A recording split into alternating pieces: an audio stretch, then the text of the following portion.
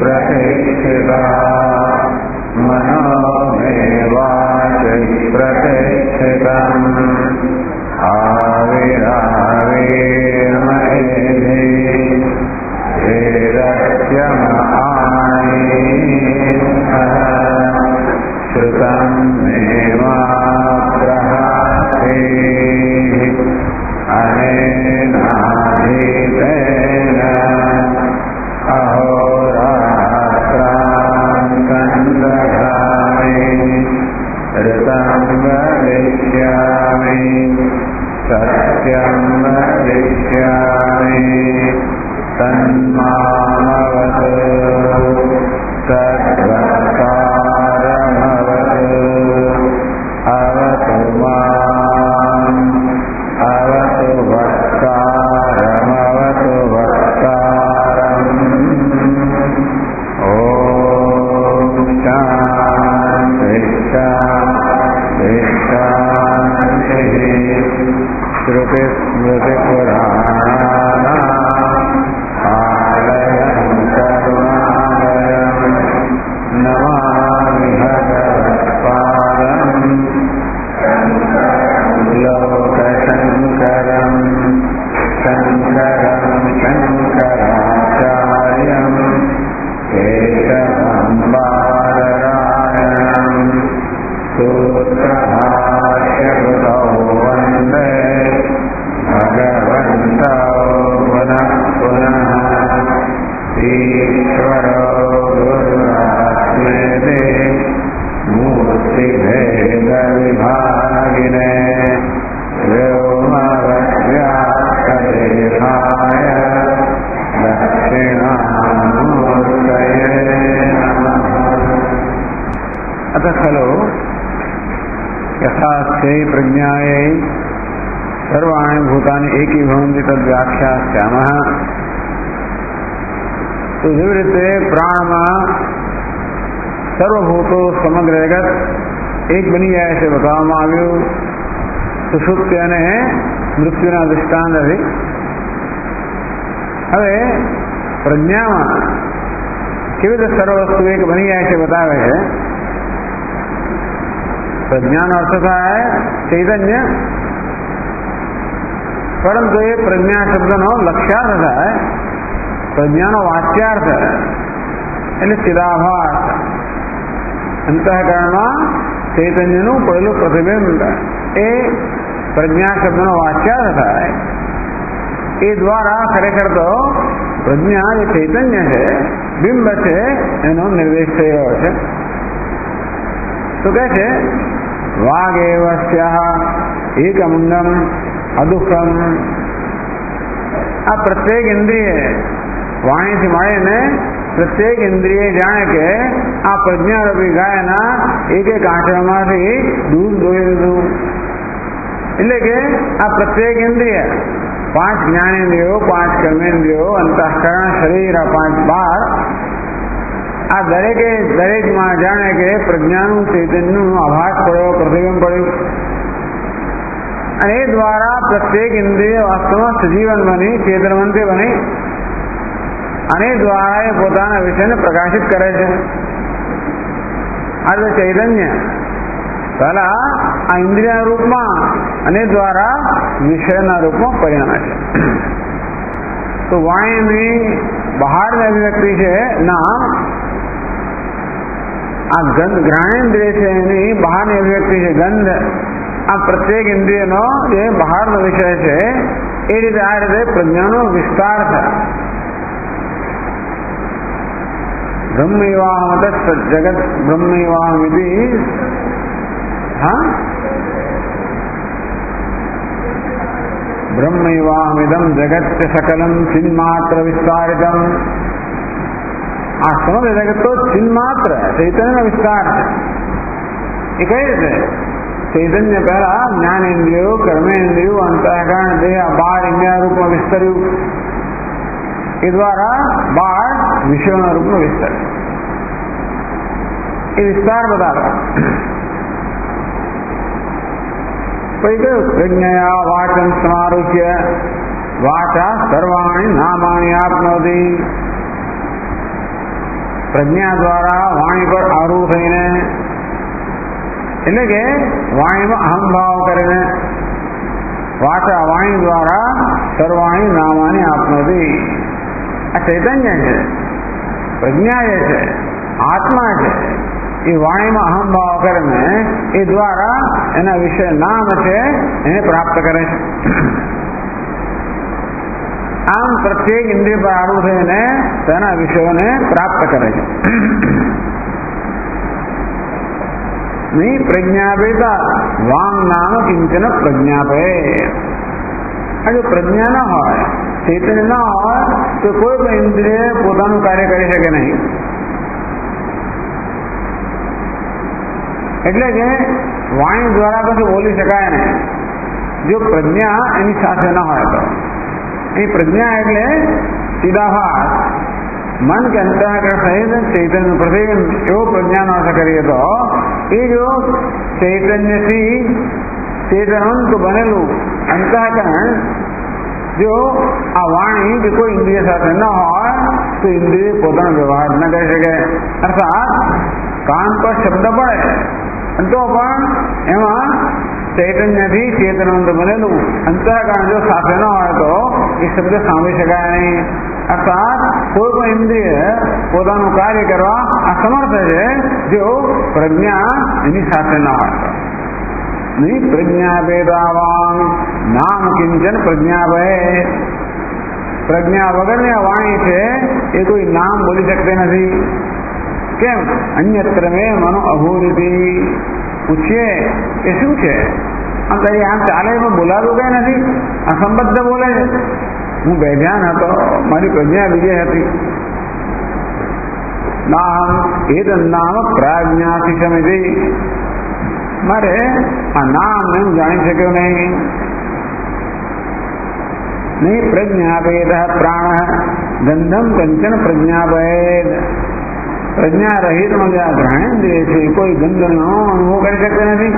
આ 7 ગંધરૂપી વિષયને પ્રકાશિત કરી શકते નથી.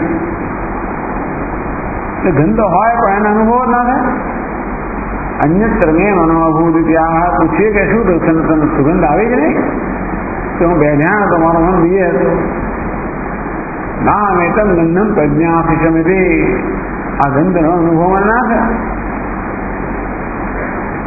આ એટલે બુદ્ધિ પણ પ્રજ્ઞા જ રહિત બુદ્ધિ પણ કઈ કરી શકે નહીં. બુદ્ધિનું અસ્તિત્વ જ નક્કી ના થાય. નહીં પ્રજ્ઞા પેતાથી કાચન સિદ્ધે. પ્રજ્ઞા વગર ચેતન્ય વગર આ અંતઃકરણ છે, બુદ્ધિ છે એ જ નક્કી ના. કારણ કે આ પ્રજ્ઞા સાક્ષી છે. પ્રત્યેક વૃત્તિની સાક્ષી ન હોય તો વૃત્તિનું હોવા પણ સિદ્ધ ન થાય.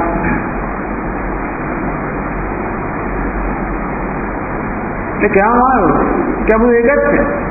આ પ્રજ્ઞા છે એ જ ઇન્દ્રિયો છે, ઇન્દ્રિયો છે એ જ વિષય છે. ઉત્તમ વસ્તુ કહેવામાં આવે અને બહુ ગહન વસ્તુ કહેવામાં આવે. આ વિષયો તો અત્યંત સ્થૂળ છે ને, પણ આ વિષયો વાસ્તવમાં ઇન્દ્રિય સૂક્ષ્મ છે એની જ અભિવ્યક્તિ. ઇન્દ્રિયો જાણે કે જેમ કહેવામાં આવે કે એનર્જી કે ઉર્જા છે એના તરંગો એટલે આ નક્કર પદાર્થ.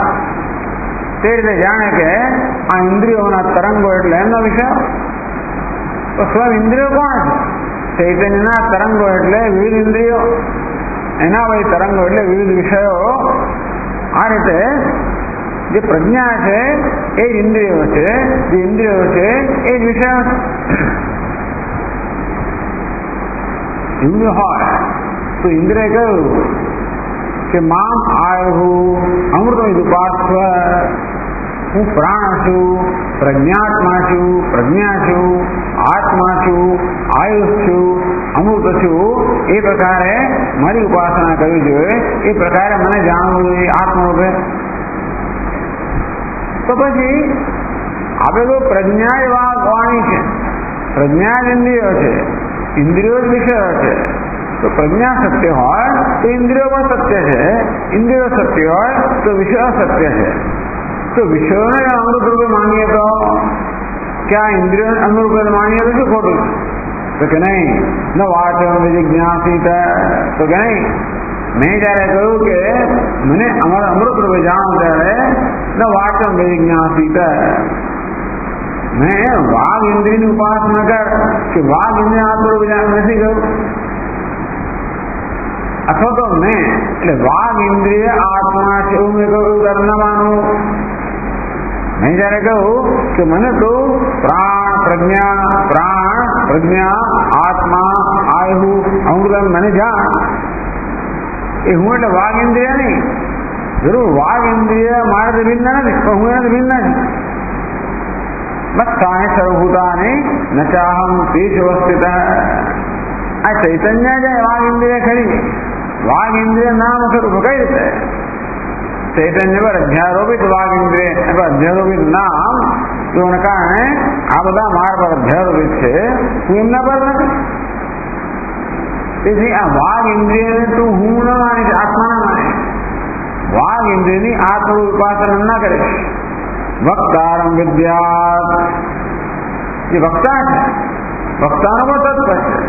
વાઘ ઇન્દ્રિય પ્રેરકમ આનંદાત્માનમ તરકણ વૃત્તિ સાક્ષિણમ વિદ્યાત. હું કોણ છું? આ વાઘ ઇન્દ્રિયનો પ્રેરક છું. વાચો વાચમ, વાઘ ઇન્દ્રિયનો પ્રેરક. આનંદાત્માનમ, આનંદ સ્વરૂપ આત્મા. સર્વકરણ વૃત્તિ સાક્ષિણમ, બધી ઇન્દ્રિયોની વૃત્તિઓ જેનો સાક્ષી, બધાનો પ્રેરક આનંદ સ્વરૂપ હું છું. એ રીતે મારી ઉપાસના કરવી જોઈએ. એટલે એની ઉપાસના થવી જોઈએ. આ વાઘ ઇન્દ્રિય આત્મા છે કે નામ આત્મા છે એ રીતે નહીં.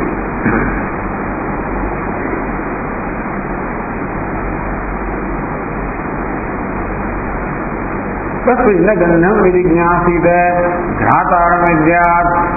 આ ઘ્રાણેન્દ્રિય છે ગંધ આત્મા નથી. ઘ્રાણેન્દ્રિય આત્મા નથી. ઘ્રાણેન્દ્રિયનો જે પ્રકાશક છે, પ્રાણસ્ય પ્રાણ, ઘ્રાણસ્ય ઘ્રાણ, એ ઘ્રાણેન્દ્રિયનો પ્રકાશક છે, સાક્ષી છે, ચેતયતા છે, એ આત્મા છે. એ જ જાણવું જોઈએ. આમ દરેક ઇન્દ્રિયનો પ્રકાશક આત્મા છે, સાક્ષી પ્રકાશક આત્મા છે, એ પ્રકારે જાણવું જોઈએ. ન મનો વિજિજ્ઞાસિત મંતારમ વિદ્યાત. મન પણ હું નથી. યન મનસાન મનુદે યેન આહુર મનોમતમ તદેવ બ્રહ્મત્વમ વિદ્ધિ નેદમ યદિદુપાસતે. મન જેનું મનન ના કરી શકે, પણ જેને કારણે મન મનન કરે છે એ હું છું.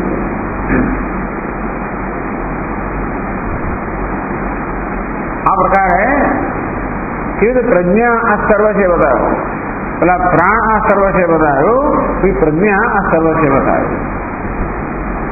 પછી પ્રસંગોપાત એ બીજી વાત કરે છે.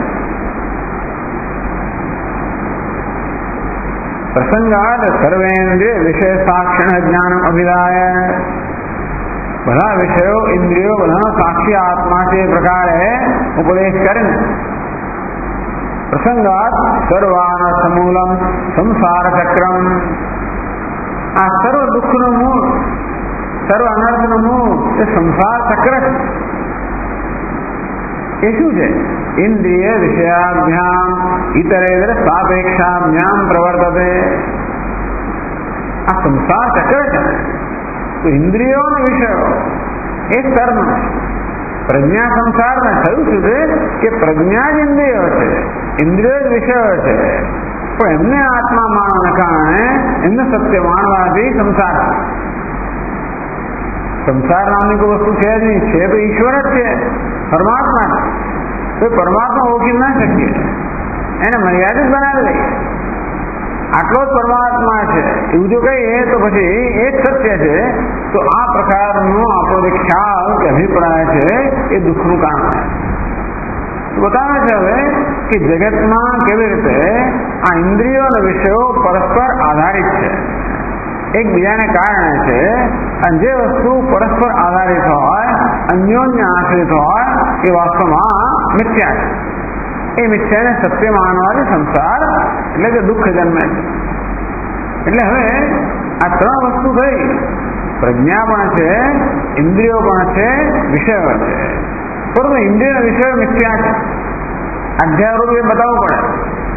ઇન્દ્રિયોનો વિષયો મિથ્યા છે, અધ્યારોપિત છે, અને તો જ પછી આત્મા જે સત્ય છે એટલે આ મિથ્યાના બાદ દ્વારા સત્ય આત્માનું જ્ઞાન પ્રાપ્ત થાય. એટલે ઇન્દ્રિયને વિષયો રૂપી જે જગત છે સર્જન, અને સર્જન કહેવાય. સૂક્ષ્મ દેહનું સર્જન, સ્થૂળ દેહનું સર્જન. સૂક્ષ્મ દેહ એટલે ઇન્દ્રિયો, 5 જ્ઞાન ઇન્દ્રિયો, કર્મેન્દ્રિયો, અંતઃકરણ વગેરે, અને સ્થૂળ એટલે કે આ વિષયો. આ મિથ્યા છે. ભલે ચૈતન્યની અભિવ્યક્તિમાં મિથ્યા છે. કેમ? કારણ કે પરસ્પર આશ્રિત છે. એને સત્ય કહેવાય સ્વતંત્ર હોય, જે પોતાના હોવા માટે અને ભાસવા માટે કશા પર આધારિત ન હોય એને સત્ય કહેવાય. જે પોતાના હોવા માટે કે ભાસવા માટે અન્ય પર આધારિત હોય એને મિથ્યા કહેવાય. જેમ કે આ માટી જે છે એ પોતાના હોવા માટે કશા પર આધારિત નથી. જે ઘડો છે, નામરૂપ છે, એ પોતાના હોવા માટે ભાસવા માટે માટી પર આધારિત છે. માટે નામ રૂપાત્મક ઘડો મિથ્યા. સીધે આ જગત જે ઇન્દ્રિયોને વિષયો બનેલું છે એટલા જ મિથ્યા છે કે સ્વતંત્ર નથી. પોતાના હોવા માટે અને ભાસવા માટે સ્વતંત્ર નથી. તાવાયતા દશે ભૂત માત્ર અધિપ્રજ્ઞમ દશ પ્રજ્ઞા માત્ર અધિભૂતમ.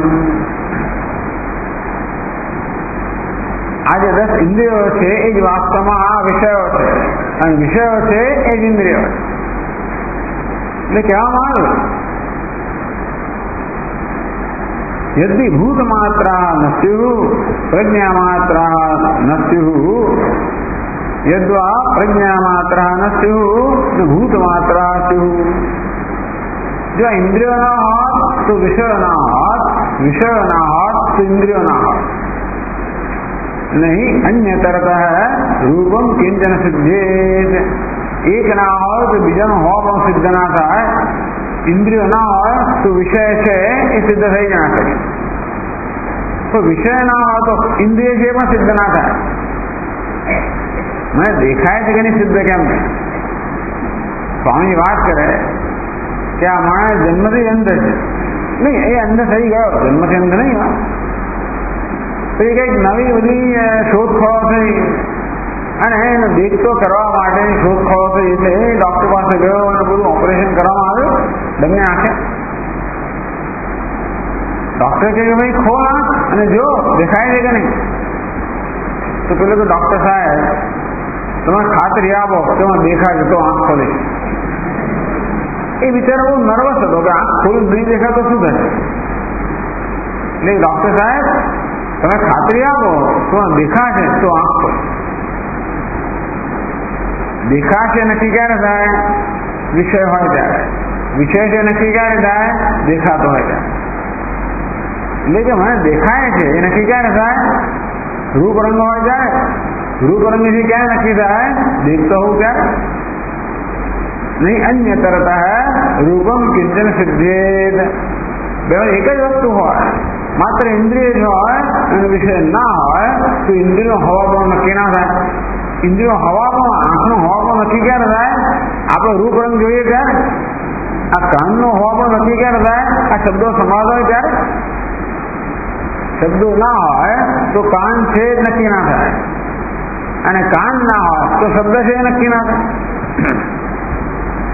અને એ આ કેવા અન્યોન્ય આશ્રિત થયા. સંસાર એટલે જગત. જગત એટલે ઇન્દ્રિયોના વિષયો.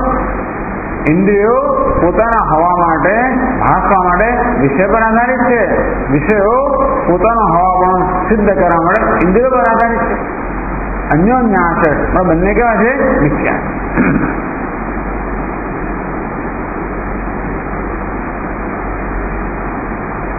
નહીં વિષયો વિષય ઇન્દ્રિયમ ઇન્દ્રિય ઇન્દ્રિય અવગમ્યતે.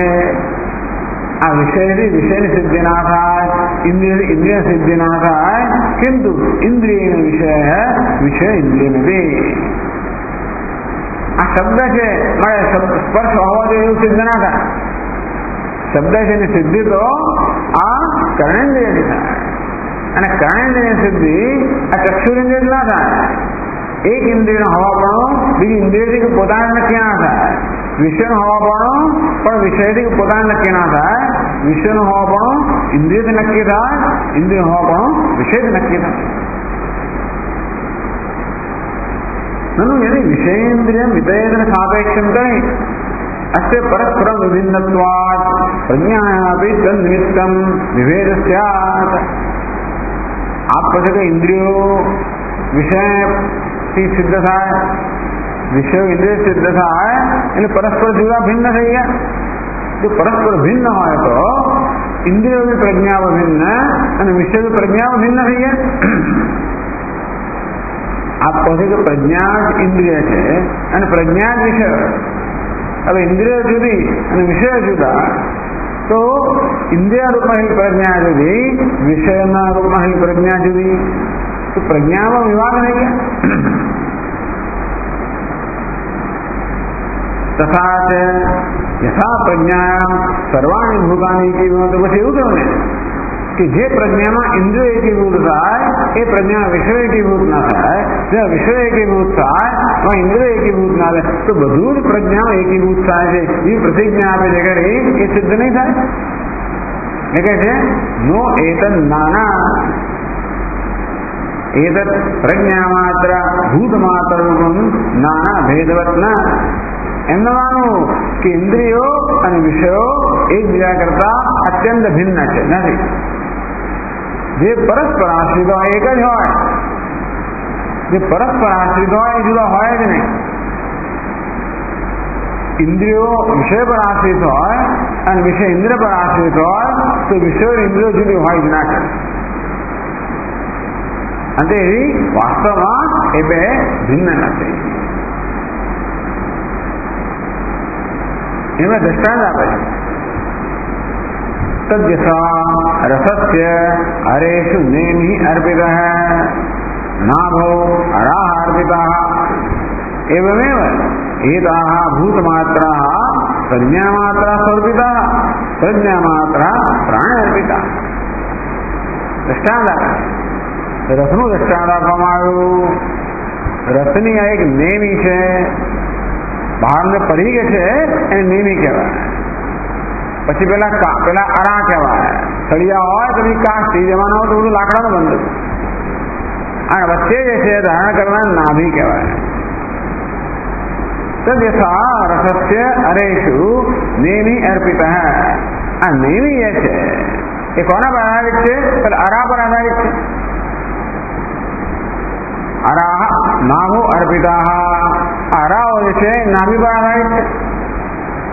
આ નેમી જે છે એ કોના પર આધારિત છે? અરા પર. અરાઓ એટલે આરા ગુજરાતીમાં કોના પર આધારિત છે? તો કે નાભી પર. એવમેવ એતા ભૂતમાત્રા પ્રજ્ઞામાત્રા સ્વર્પિતા. તેવી રીતે અને વિષયો છે એ વિષયો પેલા નેમી સ્થાનીય છે, એ ઇન્દ્રિય પર આધારિત છે. અરા સ્થાની ઇન્દ્રિય પર આધારિત છે. પ્રજ્ઞામાત્રા પ્રાણ અર્પિતા. અને આ ઇન્દ્રિયો જે અરા જે છે એ પ્રજ્ઞા કે પ્રાણ જે નાભી છે એના પર આધારિત છે. શેષ પ્રાણ એવ પ્રજ્ઞાત્મા આનંદ અજર અમૃત. આ જે પ્રાણ છે એ જ પ્રજ્ઞા છે, એ જ આત્મા છે, એ અજર છે, એ જ અમૃત. આ પ્રકારે ઉપદેશ કરવામાં આવ્યો. આટલે સુધી આપણે આવેલા છીએ. તો હવે આપણા ગ્રંથમાં ગ્રંથના સાહેબનું પાન અરનેમી દૃષ્ટાંત.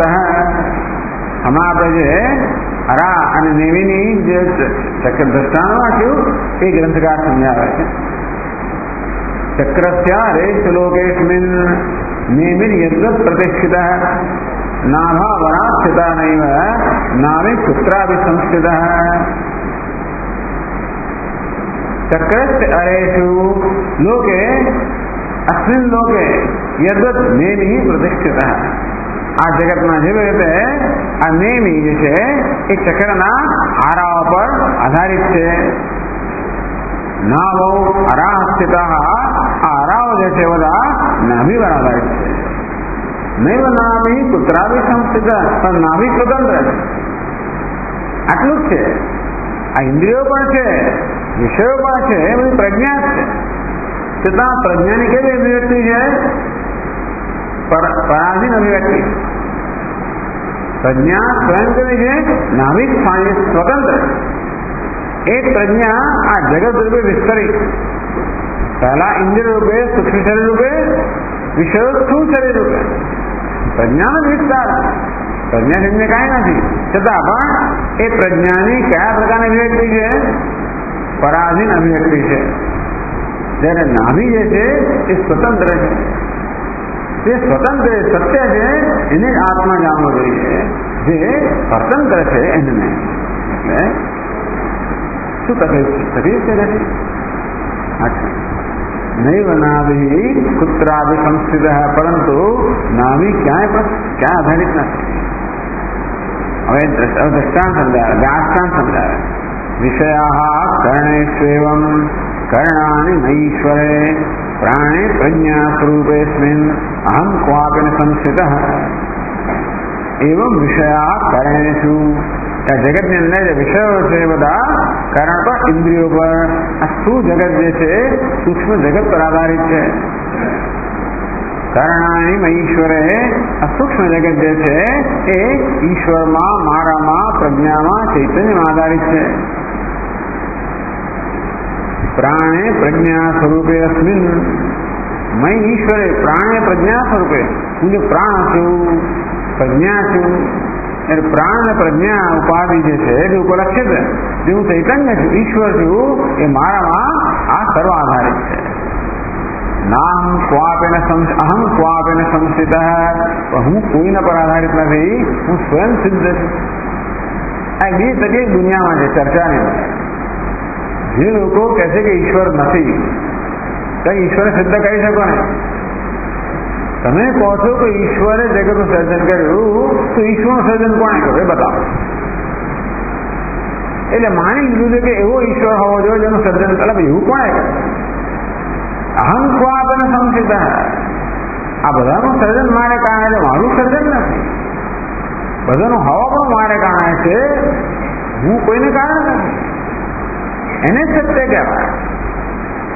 એટલે ત્યારે આપણે ઈશ્વર ન સ્વીકારીએ ત્યારે દુનિયામાં કોઈ સત્યને સ્વીકારતા નથી. આ તો પરસ્પર આશ્રિત વસ્તુઓ જ હોય. દરેક વસ્તુ બીજા કશાને કારણે હોય, એનો તો કોઈ સ્વતંત્ર વસ્તુ જ નથી. ઈશ્વર જેને જગતનું સર્જન કર્યું એનું પણ સર્જન થાય એ પ્રકારનો આગ્રહ તમે રાખતા હો, એમાં કોઈ સ્વતંત્ર નથી. સત્ય છે જ આ જગતમાં, કોઈ સત્ય જ નથી. એવું થઈ ગયું. વૈજ્ઞાનિક, અને આ બધો ઈશ્વરનો આધાર વિજ્ઞાન પર છે. અમે વિજ્ઞાનને માનીએ, એટલે વિજ્ઞાન નથી કહેતું કે જગતમાં સત્ય નથી. વિજ્ઞાન સત્યની શોધમાં છે. તો સત્ય નથી હોતો વિજ્ઞાન, તો એની કોઈ જાતની પ્રવૃત્તિ હોતી જ નહીં. ભલે વિજ્ઞાનની શોધખોળનો ઉપયોગ કરે ને, આ ટેકનોલોજી આ બધું બનાવે, એ વિજ્ઞાન નથી. મોટરકાર વિજ્ઞાન નથી. આ ટર્બાઇનો વિજ્ઞાન નથી. એ જે સિદ્ધાંતને કારણે એ વિજ્ઞાન. એ બધા સિદ્ધાંતો જે મહાન વૈજ્ઞાનિકો છે માત્ર સત્યની શોધમાં હોય, પછી એમની શોધનો ઉપયોગ બીજા લોકો, બુદ્ધિશાળી લોકો, ચાલાક લોકો કરે. માણસ માત્ર કરે, પછી એનો ઉપયોગ કરે પોતાના લાભ માટે. એ જુદી વાત છે, એ ટેકનોલોજી. પણ વિજ્ઞાન તો સત્યની શોધમાં છે. સત્યની શોધ ના થઈ શકે જો મનમાં ખાતરી ન હોય કે સત્ય છે. સત્ય એટલે ઈશ્વર જે સર્વના સર્જન માટે કારણભૂત છે, એનું સર્જન નથી. વિષયેન્દ્રિય રૂપસ્ય વિશ્વચક્ર સર્વદા.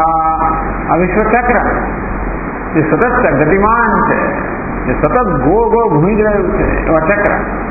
વિશ્વચક્ર છે એ તો બધા જાણે છે. વિશ્વ ચક્ર કહેવામાં આવ્યું, દુનિયામાં બધી વસ્તુ ગોળ ગોળ ઘૂમી રહી છે. ઘૂમે છે, એક એક વસ્તુ ગોળ ગોળ ગોળ ઘૂમે. પેલા ક્વાર્ક થી માંડીને કે પછી ઇલેક્ટ્રોન હોય, એને પ્રોટોન હોય, એને આપણે અણુ હોય, એને બધું ઘૂમ્યા જ કરે.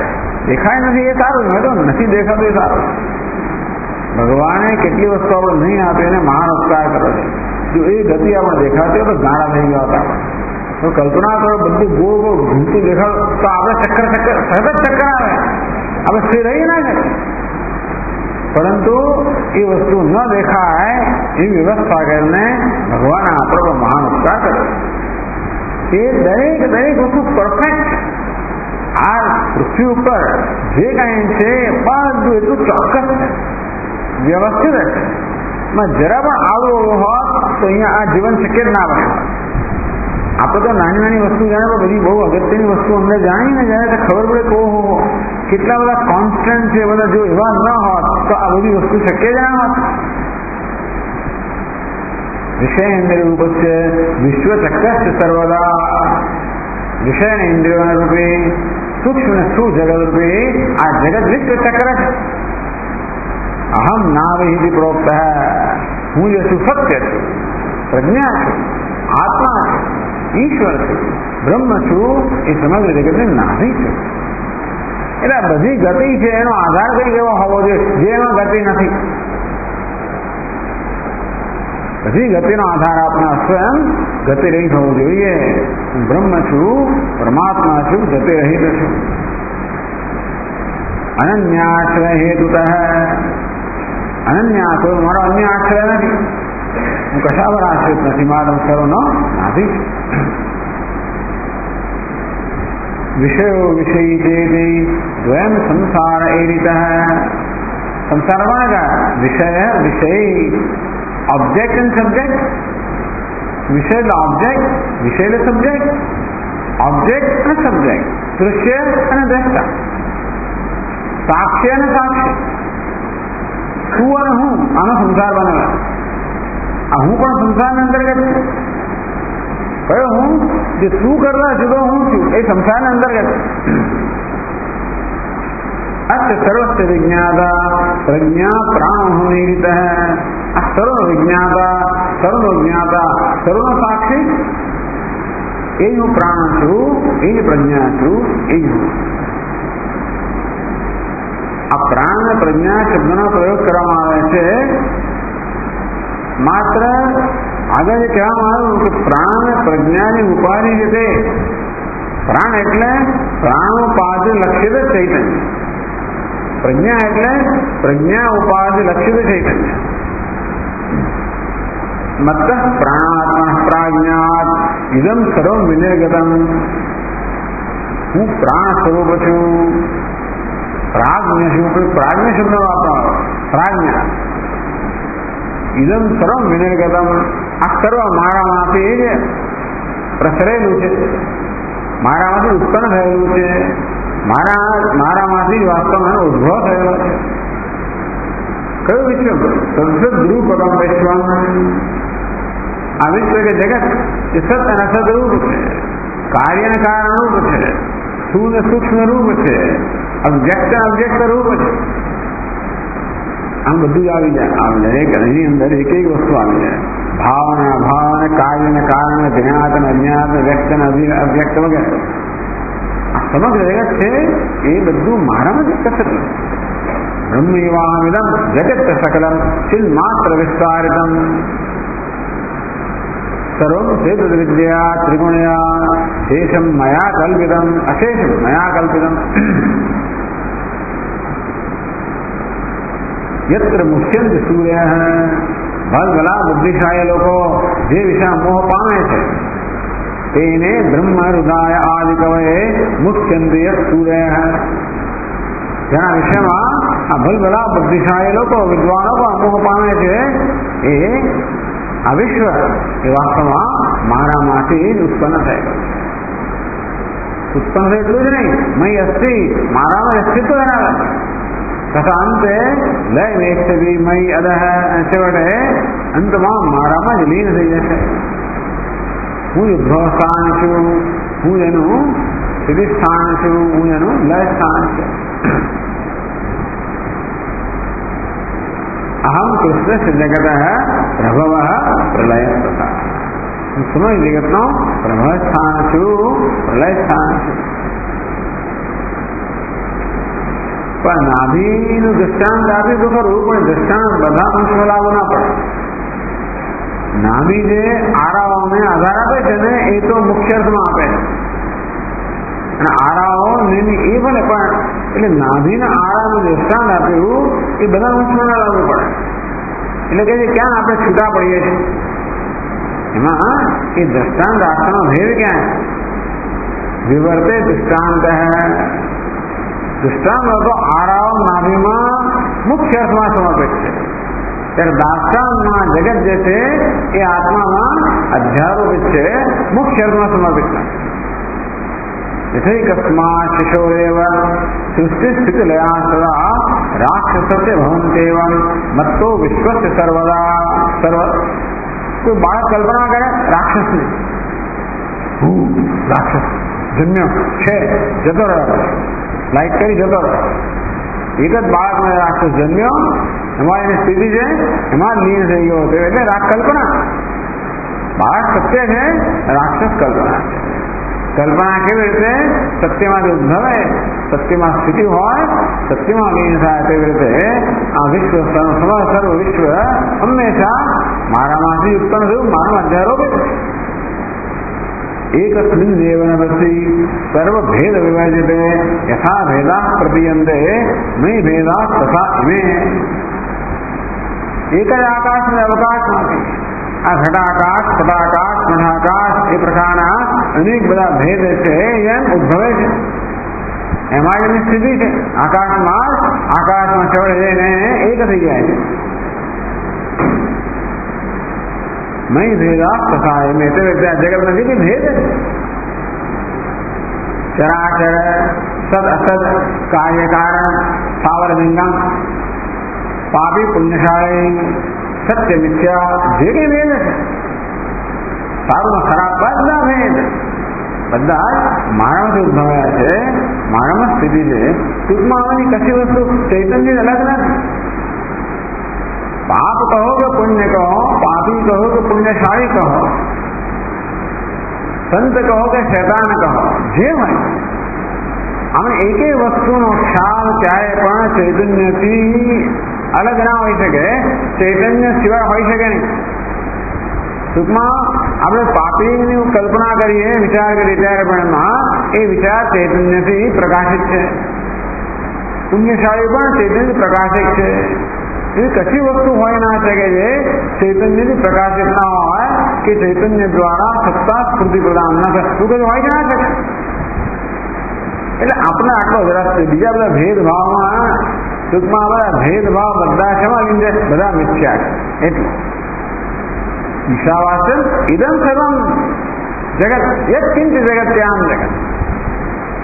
આ બ્રહ્માંડમાં જે કઈ જગત છે એક જ પ્રકાર મિથ્યા જ છે. એમાં બધી મિથ્યા જે ભેદ કરવા એ કરો. મિથ્યા પછી આ સાચું પાણી, પેલું પાણી, ફલાણું પાણી, આ પુણ્યશાળી, આ પાપી, આ બરાબર તો બધા કેવા છે મિથ્યા. છતાં ચૈતન્ય પર આધારિત છે, ચૈતન્ય વડે પ્રકાશિત છે, ચૈતન્યને કારણે સત્તા થાય, આટલું જ છે. એટલે આ રીતે આટલો વિકાસ કરવાનો. પહેલા બધા ભેદભાવ આપણે જાણીએ છીએ એ બધાને સમાનતા છે. કઈ દ્રષ્ટિએ સમાનતા છે? બધા મિથ્યા છે. એટલે જ કોઈ રમણ મહર્ષિ કહી શકે. મહાત્મા ગાંધીજી એમને કહેવડાવે કે મહારાજ આપ પણ કંઈક આ સ્વાતંત્ર્ય ચળવળમાં થોડો કંઈક આપણો ભાગ લો. તો ગાંધીજીને જઈને કહો કે સિનેમામાં આગ લાગે તો તમે લાઈવ અમો બોલાવવાના છો. હવે ઉત્તર પારમાંથી ઉત્તર ગાંધીજીને જરાય ખરાબ ના લાગ્યું. પણ છાપામાં ના કહ્યું કે આ જોના બધા સાધુ સંતો નીકળી પડે, કશું જ નહીં, એમને જરાય બરાબર છે. રમણ મહર્ષિ કહે બરોબર જ છે, એમની દ્રષ્ટિએ બધું બરોબર છે, હું જે કરું છું મારી દ્રષ્ટિ બરોબર એ જ કહે છે, એમની દ્રષ્ટિ બરોબર. નહીતર તો કરાર થઈ જાય ને, જરાય ખરાબ ના લાગે, બરોબર છે. એટલે સ્વાતંત્ર્ય અને સ્વતંત્રતા બંને મિથ્યા છે, એ તો છે. સ્વતંત્રતા પણ મિથ્યા છે, સ્વતંત્રતા જેવી તત્વની દ્રષ્ટિએ જોવા છે. એટલે પહેલા આપણે આ સ્તર પર આવવાનું છે કે ખરાબ અને સારું જે કાંઈ છે, મારું ને તારું, ખરાબ અને સારું જે કાંઈ છે છેવટે મિથ્યા છે. પરસ્પર આશ્રિત છે. કશી વસ્તુ સ્વતંત્ર નથી, કશી વસ્તુ વિશ્વસનીય નથી. There is nothing infallible. એવી એકેય નથી જે આપણને જે વિશ્વસનીય હોય, જે આપણો વિશ્વાસઘાત ના કરે, જે વસ્તુ જે વસ્તુ ના બદલાય, જે હમણાં એક પ્રકારની દેખાય છે અને બીજા પ્રકારની ન દેખાય, એવું કશું છે જ નહીં. એ હોવાના કારણે બધું મિથ્યા છે. આનું નામ વૈરાગ્ય. અને મિથ્યા ને મિથ્યા વૈરાગ્ય. કારણ કે કશામાં સત્ય બુદ્ધિ હોય તો ક્યાં તો રાગ કે દ્વેષ હોવાનો. વસ્તુમાં સત્ય બુદ્ધિ હોય એને અનુકૂળ માનતા હોય તો રાગ, એને પ્રતિકૂળ માનો તો દ્વેષ હોવાનો હોય. એ પહેલા મિથ્યાત્વ નિશ્ચય, તો જ વાસ્તવમાં બધા રાગ દ્વેષ છે. અને તો જ પછી અધિષ્ઠાન છે એ અધિષ્ઠાન જ્ઞાન. તેમાં બધી વસ્તુ મિથ્યા છે. મિથ્યામાં કોઈ ભેદ પાડવાના. આ ધર્મ છે, આ ધર્મ છે, આ સત્ય છે, આ અસત્ય એ ખરો. જ્યાં સુધી એની જરૂર છે ત્યાં સુધી જરૂર. સત્યનો આધાર લો, અસત્ય છોડો. ધર્મનો આધાર લો, અધર્મને છોડો. પછી વટે ધર્મ પણ મિથ્યા છે, એટલે કે રિલેટિવ છે, સાપેક્ષ છે. સત્ય પણ સાપેક્ષ છે, વ્યવહાર સમગ્ર સાપેક્ષ છે. અને આને કેટલું મહત્વ આપવા. હું સત્યવાન છું, હું સત્યનો આગ્રહી છું, હું હંમેશા સત્યમાં નિષ્ઠ જણાતો છું ને જુઠ્ઠાણો છે, એ જાતનો વેદ ક્યાં સુધી રાખવા? આપણે સત્યમાં સ્થાપિત થઈએ ત્યાં સુધી. પછી શું? પછી બંને સરખા જ છે, બંનેમાંથી ઉપર ઉઠવા. પટે સમય યથા ચિત્ર દુષ્ટો વિષમધીર ભવેદ એવં મય સમય પ્રાણે વિશ્વ દુષ્ટો ભવે વિભેદ વિધિ. એક બહુ વિલક્ષણ દ્રષ્ટાંત આપે. પટે સમય યથા ચિત્ર દુષ્ટો વિષમધીર ભવેદ. એ કલ્પના કરો કે ચિત્ર દોરેલું છે તેના પર, પટ પર, કેનવાસ પર. એ ચિત્રકારે એવું સરસ ચિત્ર દોર્યું છે, આપણે જોઈએ એટલે આપણને એમાં ઊંડાણ પણ દેખાય. ચિત્ર એવું દોરેલું છે ને કે આ માણસ આગળ છે, એની પાછળ સરોવર છે, એની પાછળ ટેકરી છે, એની પાછળ સૂર્ય છે, ત્યાં પક્ષીઓ છે, ત્યાં વાદળ છે, આમાં પણ ઊંચાઈ ઊંડાણ બધું દેખાય. ચિત્ર દૃષ્ટિ, ચિત્ર પર જયારે દૃષ્ટિ હોય ત્યારે આપણને એ પટમાં કે વસ્ત્રમાં પણ ઊંડાણ દેખાય છે. એની લંબાઈ પહોળાઈ ઊંડાઈ દેખાય છે. લંબાઈ પહોળાઈ ઊંડાણ પણ દેખાય છે. ક્યારે? ચિત્રમાં દૃષ્ટિ કરીએ.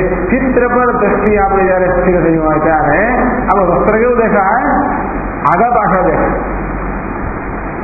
એ આગા પાછળ પણ ક્યાં દેખાય? વસ્ત્રમાં દેખાય. પરંતુ જયારે આપણે આપણી દ્રષ્ટિ વસ્ત્ર પર કે પટ પર લાવી દઈએ ત્યારે ખબર પડે કે આ વાસ્તવમાં આ બધું એક સપાટ જ છે. ક્યાં દ્રષ્ટિ છે બસ એટલું જ છે. ચિત્રમાં દ્રષ્ટિ હોય તો વસ્ત્ર આપણને અસમાન દેખાય, વસ્ત્રમાં દ્રષ્ટિ હોય તો ચિત્ર આપણને સમાન દેખાય. આટલું જ. એટલે ટીકાકારે સરસ શ્લોક બૃહદારણ્યક વાર્તિકમાંથી બતાવો.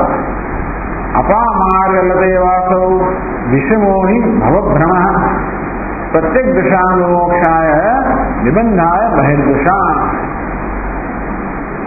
અપામાર્ગલવાહી વાસૌ વિષમોહિ ભવભ્રમ.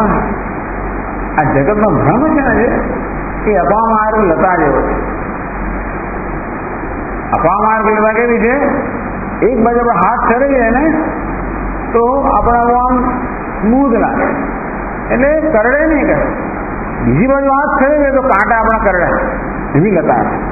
એક બાજુ હાથ ફેરવીએ તો કરડે, બીજો હાથ ફેરવીએ તો ના કરડે. જગત પણ એવું જ છે. કેમ હાથ ફેરવો? આ જગત કરે, અમુક રીતે હાથ ફેરવીએ તો ના કરડે, અમુક રીતે હાથ ફેરવીએ. અર્થાત આ જગતને અમુક રીતે જોઈએ તો કરડે, અમુક રીતે જોઈએ તો ના કરડે. એટલે વિષમોહિ ભવભ્રમ. આ સંસારનો ભ્રમ છે, વિષમ છે. પ્રત્યેક દિશાનો મોક્ષ. આ જગતનું પટ ચિત્ર છે. આ ચિત્ર એક પટ પર છે. પટ કયો છે? પરમાત્મા પટ છે. એ સરસ બધું પંચદશીમાં દેખાડવામાં આવ્યું. પરમાત્મા કેનવાસ છે, પટ છે. એના બાદ જગતનું ચિત્ર છે. ચિત્રમાં અનેક વિષમતાઓ છે. ચિત્રની દ્રષ્ટિએ પટને પરમાત્માને જોઈએ તો પરમાત્મામાં આત્મામાં અનેક વિષમતા દેખાય. હું મોટો, મુજને સૌ કોઈ, હું મોટો, આ નાનો, પેલો સફળ, આ નિષ્ફળ, આ પાપી, આ પુણ્યશાળી, આ મનુષ્ય, આ પ્રાણી, આ પશુ, આ જીવજંતુ, આ તુચ્છ, આ મહાન, આ બધા પ્રકારના ભેદભાવ ક્યારે દેખાય? જ્યારે ચિત્રની દ્રષ્ટિ જોઈએ ત્યારે, જગતની દ્રષ્ટિ જોઈએ ત્યારે, ઉપાધિની દ્રષ્ટિ ત્યારે સતત કરડે. આ જગત છે ને કરડે, સતત કરડે. નિબંધાય બહિર્દુષાન, બહિર્મુખ મનુષ્ય છે જે આ જગતને સત્યતા આપનારા છે. નિબંધાય, આ જગત જે છે એ બંધન કરનારો નીવડે, કરડે હંમેશા. પ્રત્યેક દશા વિમોક્ષાય, પણ જે પ્રત્યેક દશા પ્રત્યેક આત્માની દ્રષ્ટિએ જોનારા, જેમ આ ઘટાકાશ હોય, ઘડાની દ્રષ્ટિ જોઈએ તો આકાશ મર્યાદિત જણાય, આકાશની દ્રષ્ટિ જોઈએ તો આ ઘડો આકાશમાં દેખાય. અંતે રીતે જયારે પ્રત્યેક દિશા પ્રત્યેક આત્માનું જે પટ છે, જે અધિષ્ઠાન છે, ચૈતન્ય છે, બીજી દ્રષ્ટિએ જોવામાં આવે ત્યારે બધી વિષમતા નામ રૂપમાં છે, ક્યાંય પણ ચૈતન્યમાં નથી. નામ રૂપથી જોવામાં આવે તો ચૈતન્યમાં વિષમતા દેખાય, આત્મા અનેક દેખાય. આત્માની દ્રષ્ટિ જેવી રીતે સંસ્થાની દ્રષ્ટિ જોવામાં અગ્નિ અનેક દેખાય. અગ્નિની દ્રષ્ટિ જોવામાં આવે તો તણખામાં અનેકતા છે, ઉપાધિમાં અનેકતા છે, અગ્નિમાં નથી. આ જ જગત આપણને મુક્તિ માટેનું સાધન બને જો પ્રત્યેક દ્રષ્ટિ જોવામાં આવે.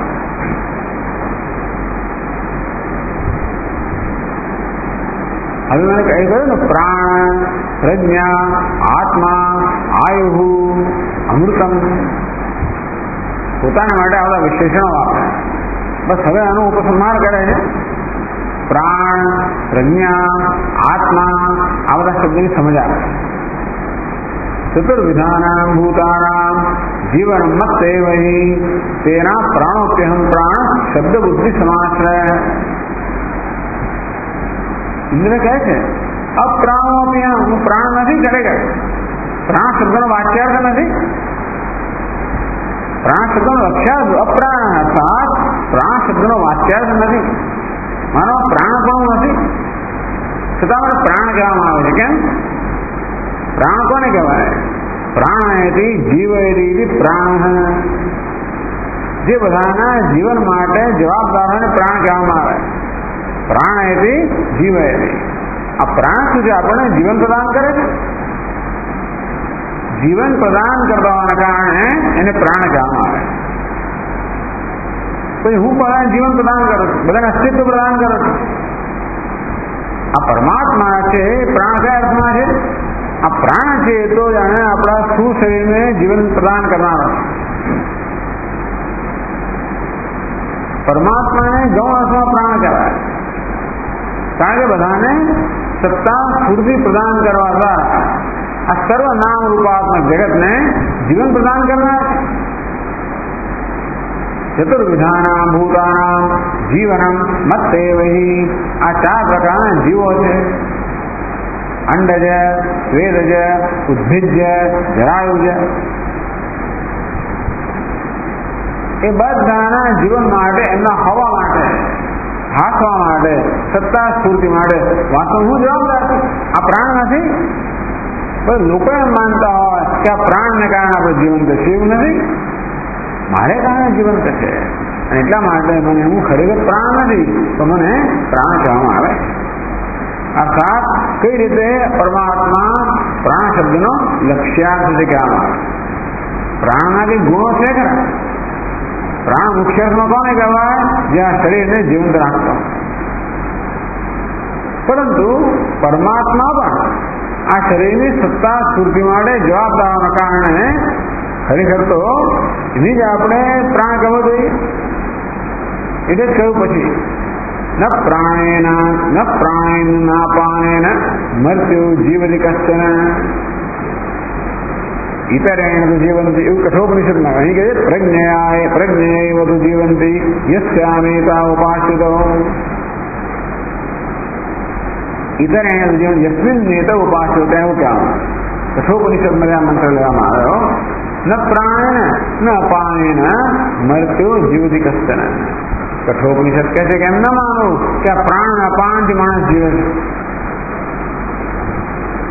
ઇતરેણ તો જીવંતી, આ પ્રાણ અપાન સિવાય બીજું કંઈક છે એને કારણે જીવંત છે. યસ્મિન એદ ઉપાસિત, આ પ્રાણ અપાન જેના પર આશ્રિત છે એને કારણે જીવંત છે. અહીં ત્યાં સર્વનામ વાપર્યું, અહીં તો સીધું નામ જ વાપર્યું. પ્રજ્ઞૈવ તો જીવંતી યસ્યામેતા ઉપાસિત. આ પ્રાણ અપાન તો કોણ પર આશ્રિત છે? ચૈતન્ય પર, પ્રજ્ઞા પર આશ્રિત. તેથી આ પ્રાણ અપાન ખરેખર પ્રાણ અપાન કહેવાવા યોગ્ય નથી. જેનો પ્રાણ કહીએ છીએ ને એ ખરેખર પ્રાણ કહેવાવા યોગ્ય એટલા નથી કે એને કારણે શરીર જીવંત એવું નથી. પ્રાણ પણ જેને કારણે છે એ ચૈતન્યને કારણે વાસ્તવમાં આ શરીર જીવંત છે. એટલા માટે ચૈતન્યને આપણે મુખ્ય અર્થમાં પ્રાણ કહેવો જોઈએ, અથવા પ્રાણ શબ્દનો લક્ષ્યાર્થ ચૈતન્ય. આમ પ્રાણોસ્મી, આ રીતે આત્માનું પ્રાણ શબ્દ દ્વારા ધ્યાન કરી શકાય. કઈ રીતે? જેવી રીતે પ્રાણીઓનો હવા માટે, જીવન માટે જવાબદાર છે તે રીતે વાસ્તવમાં પરમાત્મા જે અસ્થિભાતી પ્રિય છે એ બધા નામ રૂપાત્મક જીવોમાંના હવા માટે જવાબદાર છે. એ રીતે પ્રાણ શબ્દથી જે સત્તા સ્વરૂપ પરમાત્મા છે એનું ધ્યાન કરી શકાય. પ્રજ્ઞા શબ્દ ને ચાલો 362 પાના પર 458 શ્લોક છે.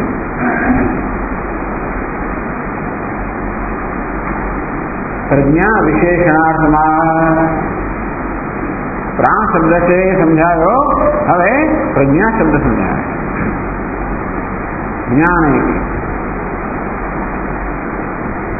જ્ઞાન કર્મેન્દ્રિય ગણમ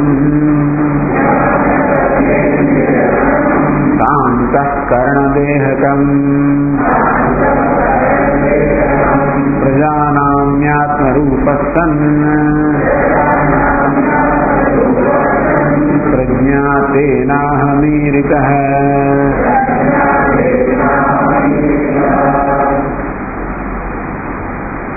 જ્ઞાન કર્મેન્દ્રિય ગણમ, જ્ઞાન ઇન્દ્રિય અને કર્મેન્દ્રિયનો સમૂહ.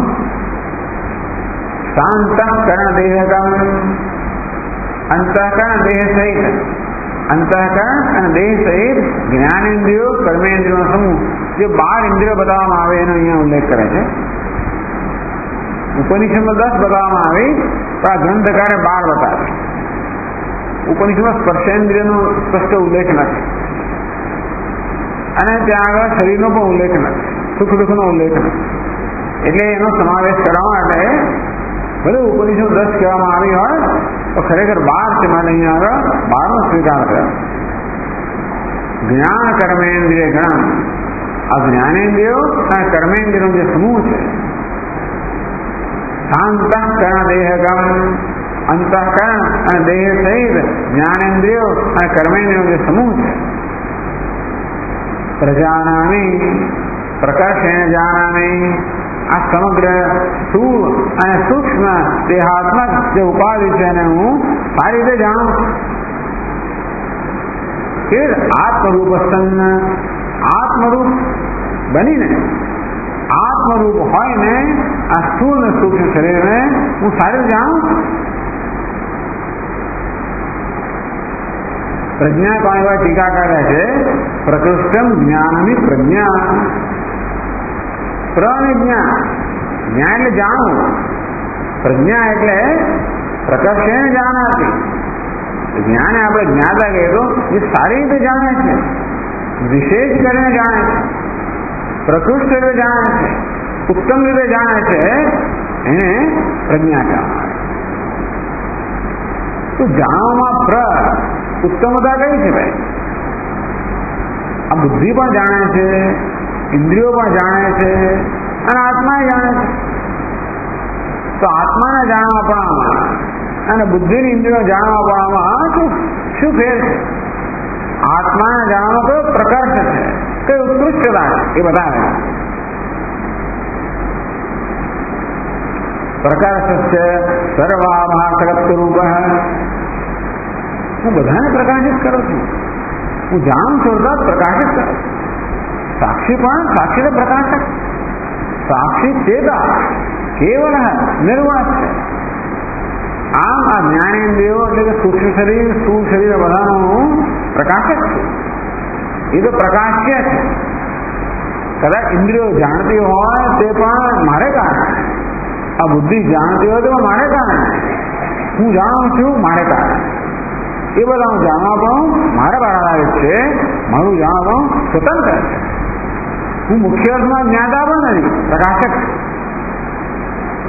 એટલે સ્વયં પ્રકાશ અન્ય સદન પ્રકાશિત કરનાર એ પ્રકારનું જાણવા પણ ઉત્તમ જાણવા પણ આવે છે. માટે પ્રજ્ઞા કહેવામાં આવે.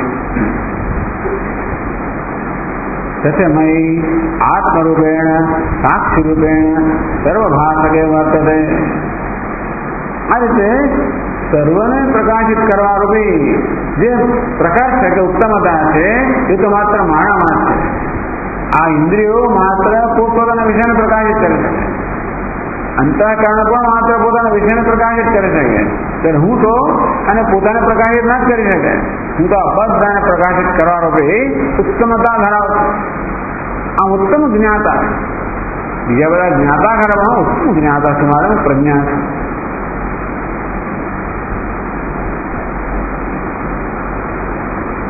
એટલે કહ્યું તેના પ્રજ્ઞા તેના મેરિત તેને નિમિત્તેન અહમ પ્રજ્ઞા હેતુ ઉત્તરસ્મિ. એ કારણથી મને પ્રજ્ઞા કહેવામાં આવે. પ્રજ્ઞા શબ્દથી આત્માનું ધ્યાન કરવા માટે કહ્યું કે જે જાણનાર છે, જ્ઞાતા છે, તો જગતના વિશ્વની જ્ઞાતા ઇન્દ્રિયો ખરી. તો ઇન્દ્રિયો જ્ઞાતા હોય કોણ? તો મન. મનનું જ્ઞાતા કોણ? તો ચૈતન્ય. અને સર્વનું જ્ઞાતા છે જેમાં જ્ઞાતાપણું પણ નથી, માત્ર પ્રકાશવાપણું છે. જેમ ભલે આપણે એમ કહીએ કે સૂર્ય જગતને પ્રકાશિત કરે છે, પરંતુ પ્રકાશિત કરવા પણ સૂર્યમાં નથી. સૂર્ય માત્ર પોતાના મહિમામાં પ્રકાશમાન છે. એની સન્નિધિ માત્ર જગત પ્રકાશ છે. અંતે રીતે પોતાના મહિમામાં પ્રકાશમાન આત્માની સન્નિધિ માત્રથી સર્વ પ્રકાશિત. એ દ્રષ્ટિએ એને પ્રકાશક કહેવામાં આવે, જ્ઞાતા કહેવામાં આવે, પણ માત્ર હવા રૂપે, ભાષા રૂપે. આ રીતે પ્રજ્ઞા શબ્દથી પણ આત્માનું ધ્યાન થાય, પ્રાણ શબ્દથી આત્માનું ધ્યાન થાય એ બતાવ્યું. પ્રજ્ઞા શબ્દથી અર્ધ આત્માનું ધ્યાન થાય. પ્રજ્ઞા શબ્દના બીજા અર્થો પણ થાય. સર્વોપજીવ્યત્વ લક્ષણમ પ્રકાશમ પ્રશબ્દાસમ અભિપ્રેત્ય અર્થાંતરમાં. એક બીજી ઉત્તમતા બતાવે છે. આ પ્ર એટલે ઉત્તમતા બતાવે. પહેલી ઉત્તમતા એ છે કે હું સર્વને પ્રકાશિત કરનાર. બીજી ઉત્તમતા કઈ છે? સર્વોપજીવ્યત્વ લક્ષણમ. બધું મારે કારણે છે. હું બધાનું જીવન છું, મારે કારણે ટકે છે વસ્તુ. એ પ્રકારનો પ્રકાશ બતાવે છે. અને એટલે પ્રજ્ઞા શબ્દનો બીજો અર્થ કરે છે પછીના શ્લોકમાં, 499 શ્લોકમાં. મજ્ઞપ્તૌ સકલમ વિશ્વમ ભાતિનાન્યેન હેતુના તેન પ્રજ્ઞેતિ નામાહમ ઉદિતો વેદવાદિભિઃ.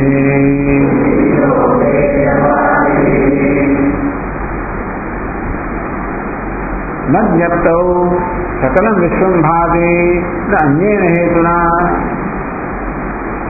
હવે આ સૂર્ય જે છે, યદા દિદ્યગતમ તેજ જગત ભાસયતે ખિલમ યશ્ચંદ્રમસી યશ્ચાગ્નૌ તત્તેજો વિદ્ધિમામકમ. સૂર્યમાં, ચંદ્રમાં, અગ્નિમાં જે તેજ છે જેને કારણે આ જ્યોતિર્મય પદાર્થો સમગ્ર જગત પ્રકાશિત કરે છે એ તે જ મારું છે, મારે કારણે જીવે ઉપજીવ્ય. આ સૂર્ય પ્રકાશ છે એ કોનું તેજ લઈને પ્રકાશ છે? આપણે પેલું શું કહેવાય એને, પેલું ભાડું ભથ્થું આપવામાં આવતું હોય અથવા તો આપણો મહિનો તો ખર્ચ આપવામાં આવતો ને એના પર જીવતા હોય, આપણે પેન્શન મળતું હોય, એને ઉપજીવ્ય કહેવાય, જેને કારણે આપણે જીવીએ છીએ. તો તેવી રીતે સૂર્ય પ્રકાશ એ કરો, પણ એને પ્રકાશ કોણ પ્રદાન કરે? ભગવાન હું પ્રદાન કરું, ચંદ્ર હું પ્રકાશ પ્રદાન કરું છું, અગ્નિ હું પ્રકાશ પ્રદાન કરું છું, ઇન્દ્રિયોને હું પ્રકાશ પ્રદાન કરું છું. એને કારણે એ પોતપોતાનું કાર્ય કરવા સમર્થ એ મારે કારણે જીવે છે. અને તેથી મજ્ઞપ્તૌ સકલમ વિશ્વમ ભાતિ, મજ્ઞપ્તૌ સત્યામેવ, સાતમી વિભક્તિ છે એ સતી સપ્તમી છે. મજ્ઞપ્તૌ સત્યામેવ, જ્ઞપ્તિ સ્વરૂપ હું છું ત્યારે જ સકલમ વિશ્વમ ભાતિ, આ સમગ્ર વિશ્વ ભાસી રહ્યું છે. હું ન હોતો ન ભાસે, ન સ્વીય પ્રકાશ છે ને આ જગત ભાસે છે ખરું, આ નામ જગત ભાસે છે અર્થાત આપણા અનુભવનો વિષય છે. સૂર્ય ચંદ્ર અગ્નિ ભાસે છે, એમના માનવું કે પોતાના પ્રકાશમાં ભાસે છે. હું ભાસું છું ત્યારે આ સર્વ ભાસે. તસ્ય ભાષા સર્વમિદં વિભાતિ, એના પ્રકાશમાં આ સર્વ ભાસે છે. તેન પ્રજ્ઞાયતિ નામ ઉદિત વેદવાદિની, એટલે વેદવાદી મને કયા નામથી પુકારે બોલાવે છે? કયું નામ મારા પ્રયોજે છે? પ્રજ્ઞા નામ અહમ. તેથી પ્રજ્ઞા એ પ્રકારનું મારું નામ પડે. તો પ્રજ્ઞા શબ્દનો બે અર્થ કરે. એક તો એ કે વાસ્તવમાં આ હું બધાને જાણનાર છે રીતે, અથવા મારા પ્રકાશથી જગત પ્રકાશ, આ જગત મારા પ્રકાશથી પ્રકાશ. હું તારું પૂરું કરું એટલે તારું પૂરું કરનાર કોણ છે? હું પૂરું કરનાર. તેથી તું જીવંત મારે કારણે તેવી રીતે આ સૂર્યનું ચંદ્રનું અગ્નિ પૂરું કરનાર કોણ છે? ભગવાન તો હું છું. અને માટે એ જ્ઞા કહેવાય, પ્રકાશિત કરનાર. પણ હું કોણ છું? પ્રજ્ઞા.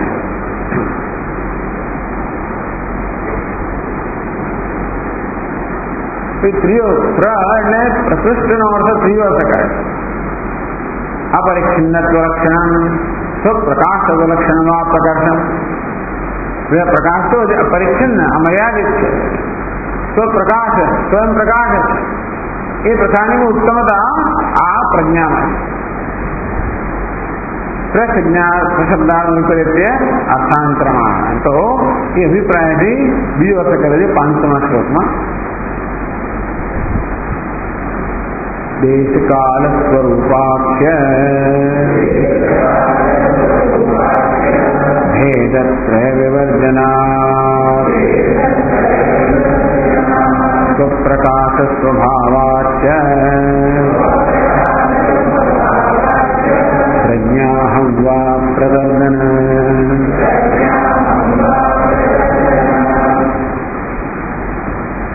देश काल स्वरूपाख्य भेदत्रय विवर्जनात्. આ ત્રણ પ્રકારના ભેદ છે, ત્રણ પ્રકારની મર્યાદાઓ છે. ભેદ કહો તો મર્યાદા. દેશ એક મર્યાદા છે કે આ ઘડો માત્ર એક જ સ્થળે છે, અમુક જ સ્થળ માત્ર રોકે છે, વધારે નહીં. કાળના અમુક જ ગાળામાં છે, એની પહેલા પછી નહીં. વસ્તુ એ ઘડા પણ ધરાવે છે, વસ્ત્ર પણ અમુક બીજા પણ નહીં. આમ દરેક પદાર્થ જગતનો છે. આ દેશ કાળ અને વસ્તુ રૂપી સીમાઓ મર્યાદાઓથી બધે દેશ કાળ સ્વરૂપાખ્ય દેશ કાળ સ્વરૂપૈ આખ્યા નિરૂપણસ્ય.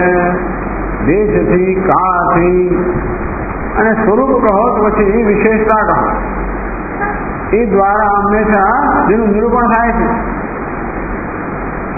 આને ત્રણ ભેદ કહે. તાદૃશ્ય ભેદત્રયસ્ય વિવર્જના. આ ત્રણેય પ્રકારના ભેદથી સીમાઓથી રહિત છે. કાળનો પ્રકાશ છું, દેશનો પ્રકાશ છું, વિશેષતાનો પ્રકાશ છું. દેશ કાળ સ્વરૂપાખ્ય ભેદ, દેશ કાળ સ્વરૂપથી આ ભેદનું નિરૂપણ થાય છે. દેશ એ ભેદ, કાળરૂપી ભેદ અને સ્વરૂપરૂપી ભેદ.